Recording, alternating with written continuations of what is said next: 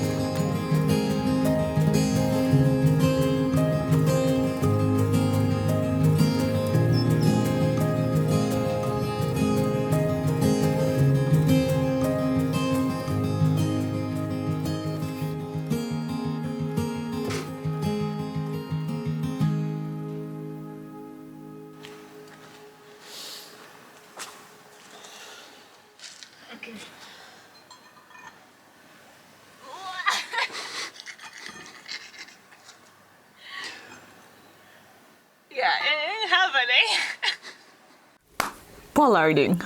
It's a beautiful day first. Let's start off with that. The whole week already. The end of, is it the end of January? Yeah, the end of January. And we're in t-shirts. It's gorgeous. It's sunny. The only thing is that there's a lot of smoke because there's major fires around because the local farmers set the fields on fire. So there's a lot of smoke, but luckily for us today, the wind is not in the direction of the house, so we are not really affected by it. Another thing to note, apart from it being really nice weather, it's the end of winter or mid to end of winter, and it's full moon tomorrow. And this is all important for what we're going to do. Yeah, so we have a lot of ash trees on our property, or a lot, we have 5. And one is directly in front of our porch, which is the oldest one by far, and it needs some TLC. One thing that really surprised us when we moved here was that the ash trees were barren. They had no leaves, even though it was summertime. And in our land, we have the same thing. We have multiple ash trees and they had no leaves. And that kind of surprised us. We were worried that they were sick, and then we were initially told that that it's perfectly normal in this area for the ash trees not to have leaves if you don't take care of them. However,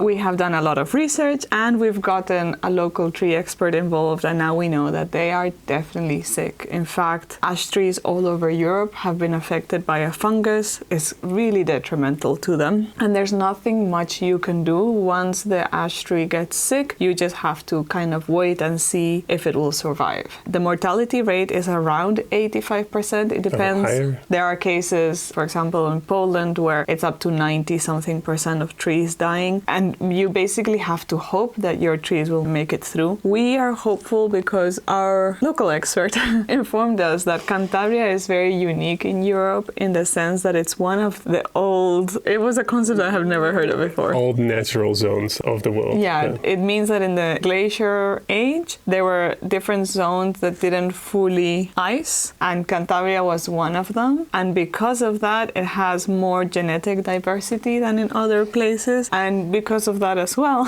he was hopeful that the trees here are a bit more resilient and will, hopefully make it through. So there's nothing much we can do about our trees being sick, but we do need to trim them back. It's not necessarily true that it will make them healthier. If you don't do it well, it can actually be detrimental to the tree. But pollarding the tree can help the tree just re-sprout in a proper way. So that's what we're gonna try. We're gonna pollard this tree back to... Is it pollard?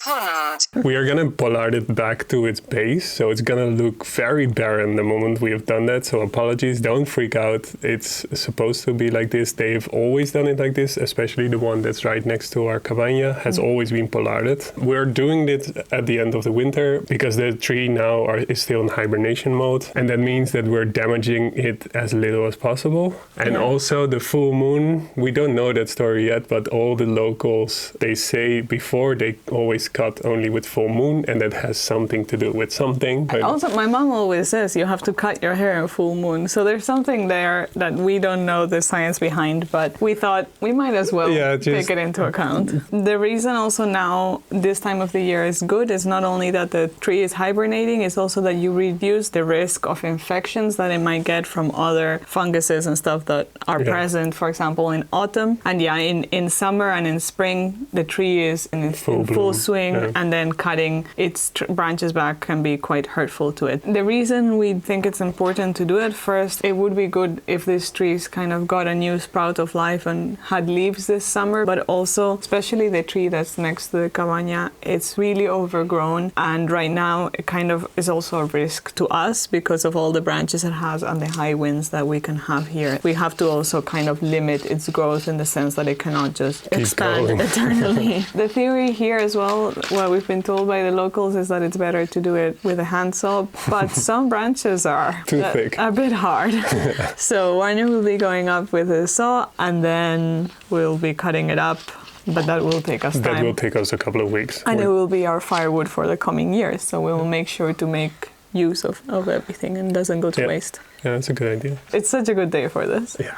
And I really hope I want to call them babies, but they're not, they're huge. But I really hope that they find strength to continue and that the disease doesn't finish them off. This expert also said that they were being extra mindful of planting a lot of ash trees because, of course, the ecosystem here is dependent on these trees. A lot of species depend on the ash trees, and if 85% of the ash tree population dies, it will have major consequences. So that's something that we have become aware of, and now are thinking of trying to plant more ash trees on our property just to supplement the possible demise of a lot of other trees. It's so sad that this happens, but we cannot really do anything about it except try to take care of our trees and hope for the best.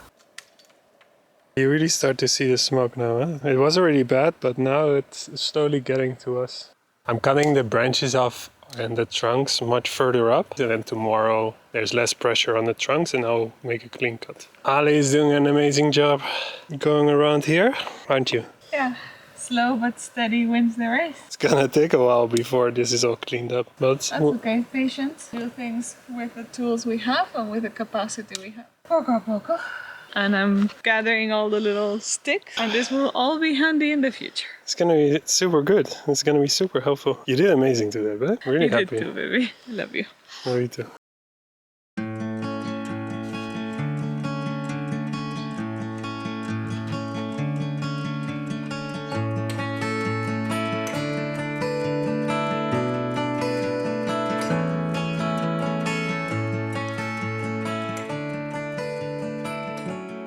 So I just made my super favorite deodorant. It's homemade. It's arrowroot powder, baking soda in equal amounts, and then you add coconut oil to the consistency you want. And it's really good. I really like it. I'll just normally take a little bit of a finger. And I can walk around for days without showering, which I shouldn't, but I can.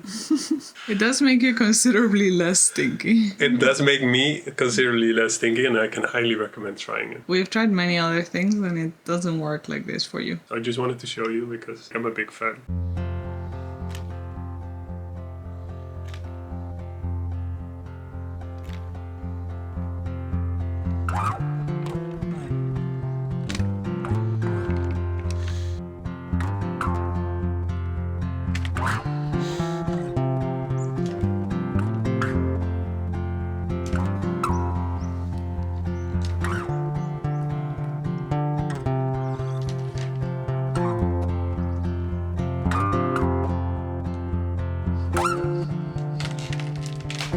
Almost there.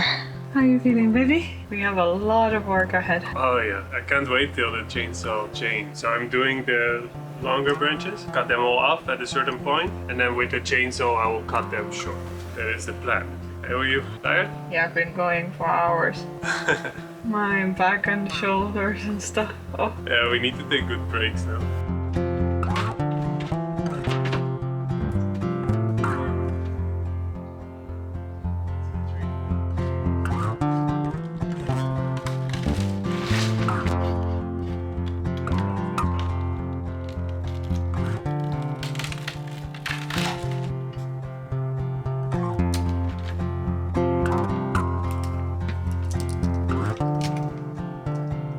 Power woman, look at you go.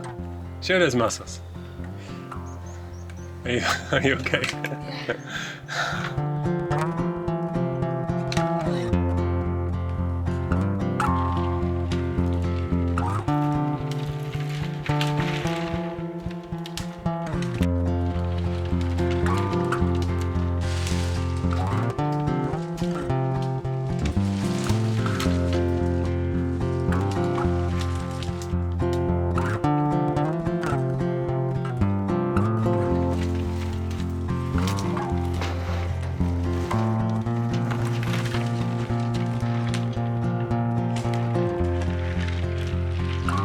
Are you giving up on life, huh?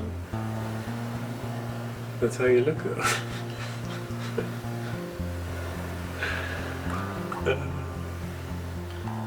That was a lot, huh? You did amazing. What a long day.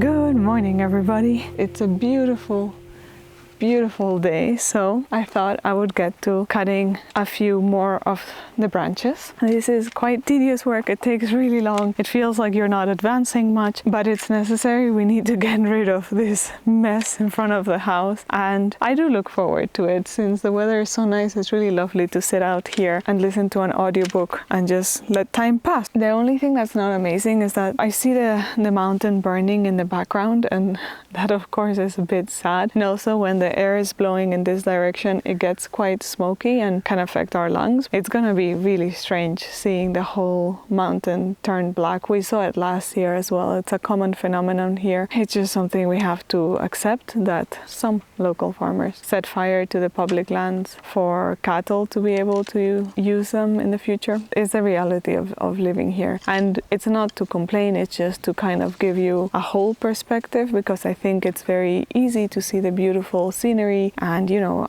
we're so lucky to be here, so it's easy to see us and kind of think that life in the countryside is absolutely perfect, but I do think you have to be aware of all the facets, and there's also of course negative ones. Look at how many. And you have so many more, by the way. Nice. Thank you.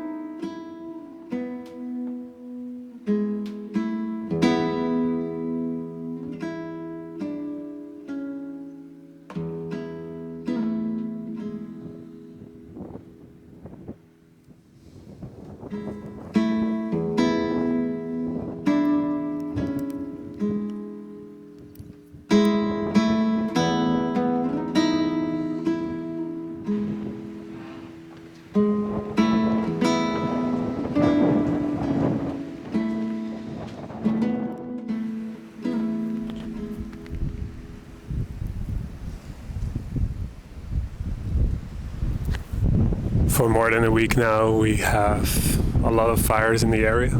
This is the newest one that started 2 or 3 days ago, but there were many more further up.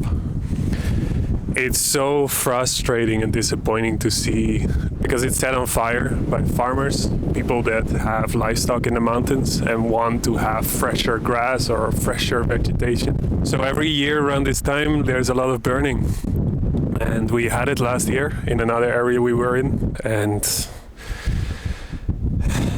it sucks. It sucks so much. I really don't like this. I really don't like seeing it. It gives me a lot of anxiety and fear even. Like I'm afraid of having these fires. Ali and I were in the Australian fires of 2020, and we saw the fires from up close. We were caught by the fires twice in a row. We escaped it like narrowly, and it was a traumatic experience for us. It was really not nice, and since then, it just really affects how we see these fires. We have been for a week in smog of another fire that was in the wind direction of our house. Yesterday I had a lot of pain in my eyes, like we have trouble breathing once in a while, and you see the smog everywhere, even going all the way to Santander, which is 20 kilometers away from here.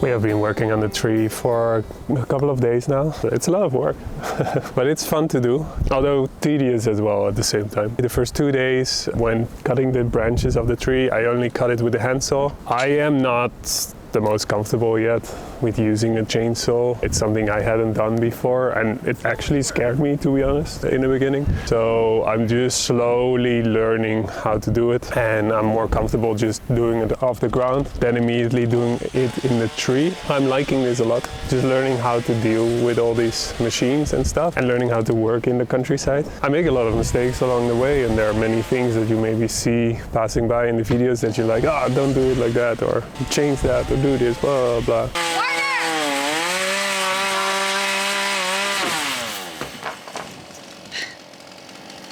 Had to be in parts, dude. It hit the roof. Oh shit! I didn't realize. I really didn't realize. I was like, oh, it's going well. You gave me a heart attack, but okay, the roof is fine. But I think it's important to just learn as you go and give yourself the freedom to experience things that you're not used to or not comfortable with, and just see how you slowly learn yourself or with the advice from others and develop yourself into just becoming better at things. Fuel break, tea break. It gives me quite a lot of anxiety just showing things that I'm not good at, because I have a bit of that personality of just only wanting to do things that I'm good at, that I really can manage. But it's part of living here. Like I've never lived in the countryside before. Like I've never experienced all this countryside elements and activities before, and it's just something you have to get accustomed to. And I want to show you that. Give yourself the opportunity to start doing things, and doing things that you're not experienced with, not comfortable with.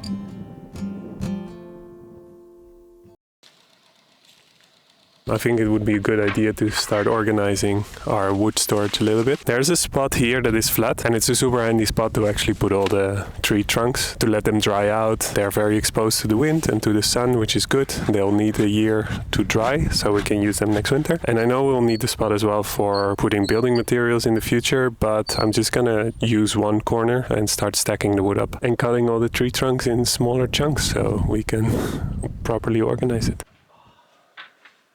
Look at my little The last hour I've been building this contraption. It took me really long because I couldn't find nails, and we're really out of nails now. I should really get some nails, barely any. I just had to take them out of old wood that was lying around everywhere. But I made it so it's easier to cut all the wood in one go. If not, you have to do branch for branch and you have to hold it and it's complicated. I'm just gonna stack up all the trunks and then I'm gonna cut them up in 30 centimeter pieces. Or that's the plan. The example I followed was much sturdier and stronger, but we don't have wood here. All the leftover wood we have is not of super good quality, so let's see if it holds up. It's tiring work. It's really tiring. And I thought it would go quicker, but I'm enjoying it a lot. I made the construction to put all the wood in, and that works really well. But then I hadn't put one in the middle, and all the logs just went all over the place. So I just added one with rusted nails. I've gotten really used to the chainsaw already. I feel very comfortable with it. I feel quite secure with the machine, and I'm really getting the hang of it. So that's good. It's fun to just be on the land and working on the wood and prepping all your firewood for the next year. Which is, to be honest, the moment you start prepping your own firewood or your own energy source, you really start to appreciate it. Putting so much effort in heating up your house, really makes you appreciate so much more. This is not a foggy day, this is all smoke. The neighborhood next to here is fully on fire at the moment, and it has only gotten worse since this morning.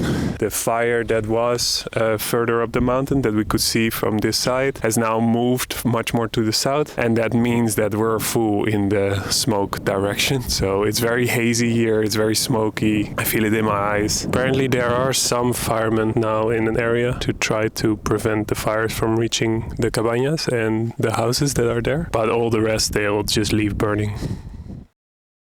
I'm going to try using the chainsaw for the first time. I'm going to learn, and this is definitely outside my comfort zone. It's not something I imagined myself doing, and I think that as a weak-armed individual, it's probably smart that I don't handle such big tools, but I do want to try. I am gonna learn at least the basics, and then I'll probably leave Warner to do the rest because he has fun with this. We each have our strengths. I'm more of a brainy type, but I do want to try. Oh, I'm nervous. Yeah? Don't want to lose an eye. Very important.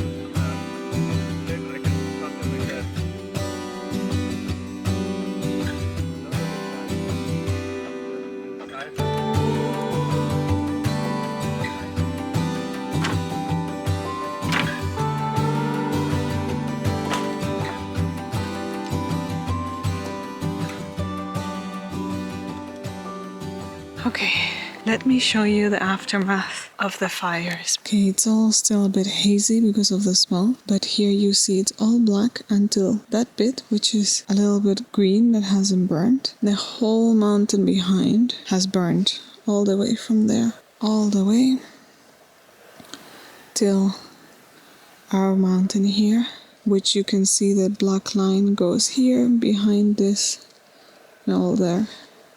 That has all burnt up to a point here. You can also see the haziness and the smoke. The blue sky compared to the smoke is, it's crazy.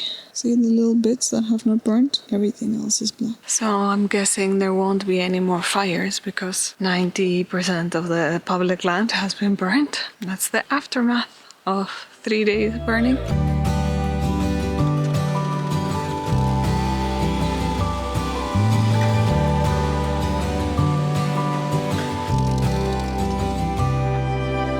Good job! High five. Okay. Woohoo! Stresses me out.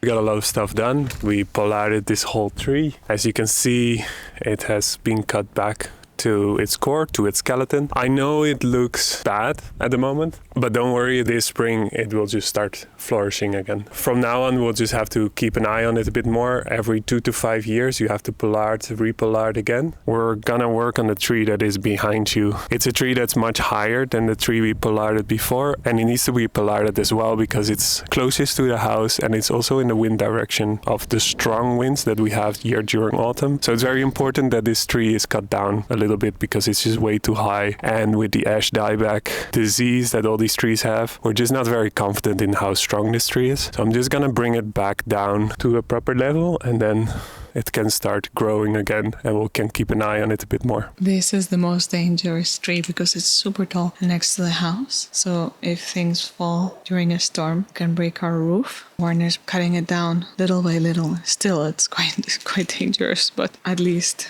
like this, the likelihood of it falling and breaking something is smaller.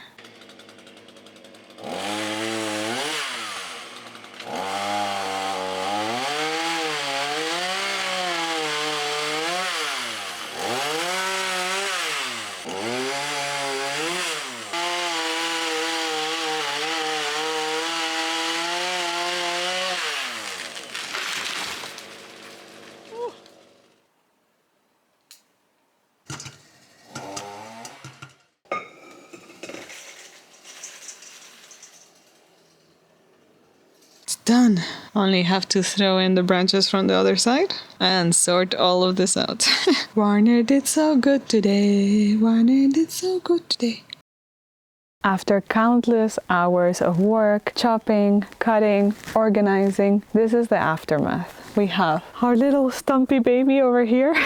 This was the tree that was most important to pollard because it had grown up really tall and it was a big danger for our roof and our house. Now it will have to come back stronger than ever in spring. We also have our main stumpy baby over here, which you saw us spend a lot of hours cutting. And then the rest of the ash trees we leave as they are. We've checked, made sure that the dead branches are not in harm's way, that they cannot really damage anything if they are to fall, but they seem okay for now. We hope that in spring they will come back stronger, and if we see that there is a big difference between the pollarded trees and the non-pollarded trees, then maybe next year we'll trim them down a bit to help them get new energy. I cannot think of a word right now. Anyway, as for the wood, we still have quite some work left to do. Here is the majority of it, but the rest has all been cut up and put into piles, and we'll have a lot of work left with the small branches. We'll just do that over time, especially me. I'll just take little moments here and there. We want to make sure that we use up everything, that nothing is really wasted. Now I understand why when people cut down trees or, sell wood, they don't cut the little branches. It's because it's very time consuming and probably not worth the effort. But for us, we want to make sure that we use up as much as we can. So we'll be cleaning this up over time. I'm really, really proud of us being able to do this, doing it with so much care and time and effort. Really proud of Warner. He's done an amazing job, become really confident with the chainsaw. Yeah. Chainsaw, and yeah, I've gotten stronger. I have more powerful shoulders now, I think. So this is it. That's all the work that we're gonna do on the trees, at least this winter. Things continue to be rough, and we still wish we could do more. But for now, we're grateful we've dedicated time this week to growth and learning, stepping out of our comfort zone, taking time to connect, doing things that bring us joy, seeing positive examples of humanity, and planning how to contribute to a better future.